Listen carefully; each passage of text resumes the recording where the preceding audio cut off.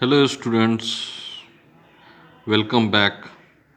Now we discuss about power factor. Now the power factor is defined as the ratio of true power to the apparent power of an AC circuit. True power और apparent power के ratio को ही हम लोग power factor कहते हैं, जो कि basically cos phi से डिनोट करते हैं। So cos phi equal to true power by apparent power, और ट्रू पावर हो जाएगा P average by V RMS into I RMS। For a series LCR circuit power factor is cos phi equal to R by J, जहाँ R जो है वो resistance है और J is called impedance. So R और Z की जगह जो हो जाएगा R square plus omega L minus 1 by omega C का square. For a purely inductive और कैपेसिटिव सर्किट आपको फाई 90 डिग्री होगा। So power factor equal to cos 90 degree equal to 0 होता है। नाउ वाटलेस करंट, यदि आपको एवरेज पावर कंज्यूम जो circuit में कर रहा है वह 0 होगा, तो हम कहेंगे कि ऐसे सर्किट में करंट जो है वो आपको वाटलेस करंट है। The current in an AC circuit is said to be wattless if the average power consumed in the circuit is 0। P average बराबर जानते हैं हम लोग E RMS I RMS cos phi होता है, और यदि phi जो है वो आपको 90 डिग्री हो, phi यदि 90 डिग्री हो तो एवरेज पावर जो है वो आपको 0 होगा। ऐसा ही जो सर्किट हो, ऐसा ही करंट जो होता है वो आपको वाटलेस करंट कहलाता है, जहाँ पे एवरेज पावर कंजम्पशन वो आपको 0 हो। अब आते हैं series resonant circuit. Series resonant circuit, यदि किसी सर्किट में एक इंडक्टर, कैपेसिटर और रजिस्टर सब आपको सीरीज में कनेक्टेड हो, ठीक है ना, और ये जो सर्किट है वो मैक्सिमम करंट को जो है एडमिट कर रहा हो दिए गए फ्रीक्वेंसी पे, तो इस तरीके के सर्किट को हम लोग सीरीज रिजोनेंट सर्किट कहते हैं। A circuit in which inductance L, capacitance C and the resistance R is connected in series and the circuit admit maximum current corresponding to the given frequency of AC is called series resonant circuit. और इस series resonant circuit में Z बराबर होता है R square plus XL minus XC का square, और resonance के लिए जो आपको कंडीशन है कि XL और XC जो है वो आपको बराबर होंगे, यानी कि resistance offered by the inductor equal to resistance offered by the capacitor. तो यदि XL और XC बराबर होंगे तो इस सर्किट में जो है इम्पीडेंस और रेजिस्टेंस ये दोनों बराबर होंगे। ओके, हम लोग जानते हैं कि XL बराबर ओमेगा RL होता है और XC equal to omega RC होता है।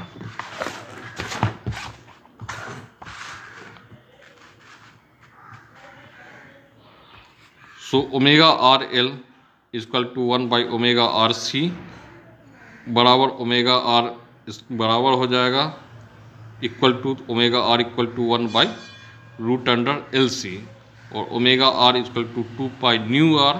सो इसकी जगह उसे हम लोग पुट करेंगे 2 pi nu R, 2 pi nu R equal to 1 by root under LC।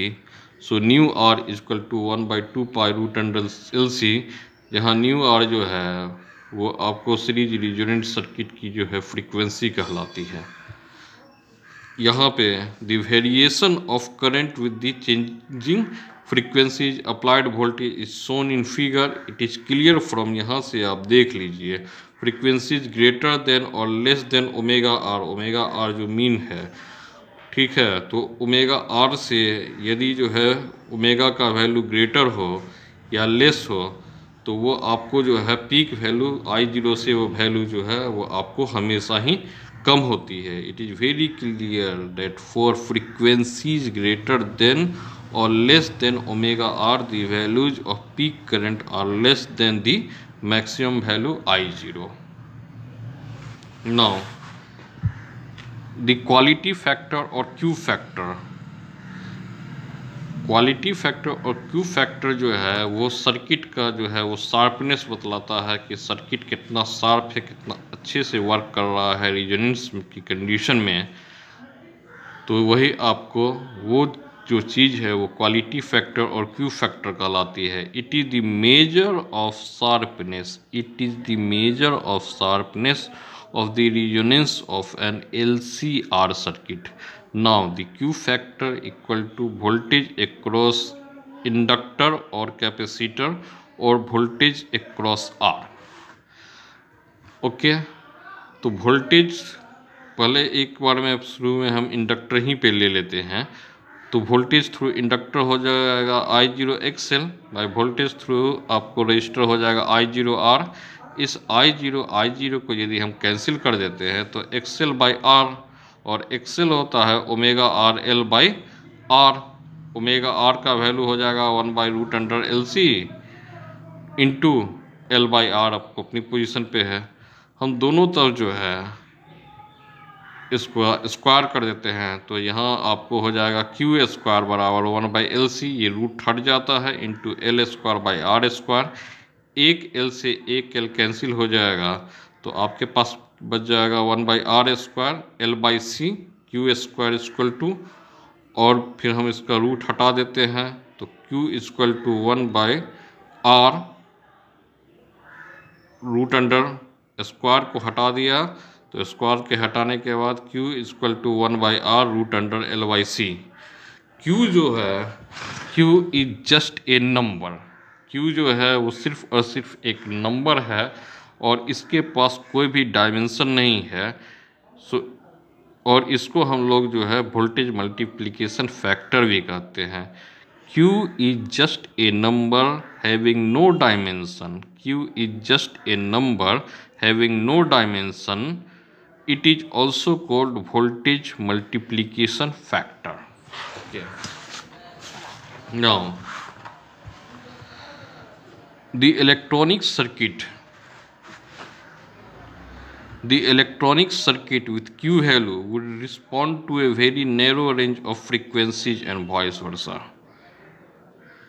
Q is equal to omega R by omega 1 minus omega 2, where omega R and omega 1 and omega 2 are frequencies when current decreases to 0.707 times the peak value of current, यानी कि I0 जो है वो आपको peak value होता है, वहाँ से ये 0.707 टाइम्स डिक्रीज करता है तो वो फ्रीक्वेंसीज को जो रिप्रेजेंट करता है वही वैल्यू आपको ओमेगा 1 और ओमेगा 2 होता है।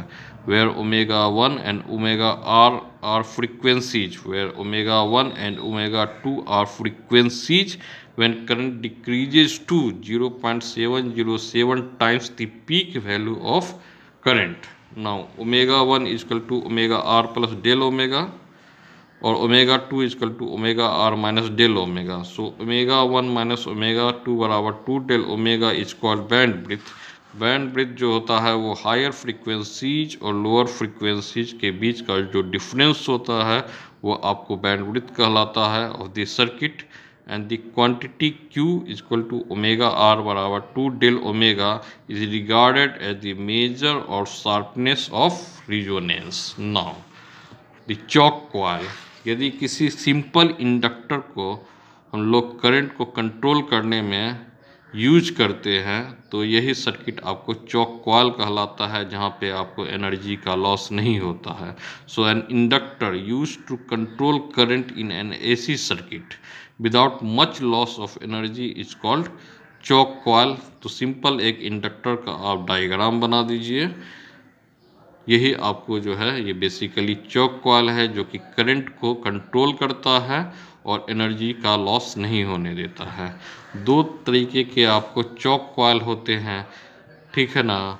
लो फ्रीक्वेंसी अल्टरनेट करंट को हम लोग जो कंट्रोल करते हैं वो लेमिनेटेड आयरन कोर के द्वारा जो है वो कंट्रोल करते हैं। इस तरीके के जो है चॉक कॉइल को जो है AF चॉक कॉइल कहते हैं, AF चॉक कॉइल कहते हैं to reduce low frequency alternating current, choke coils with laminated soft iron cores are used.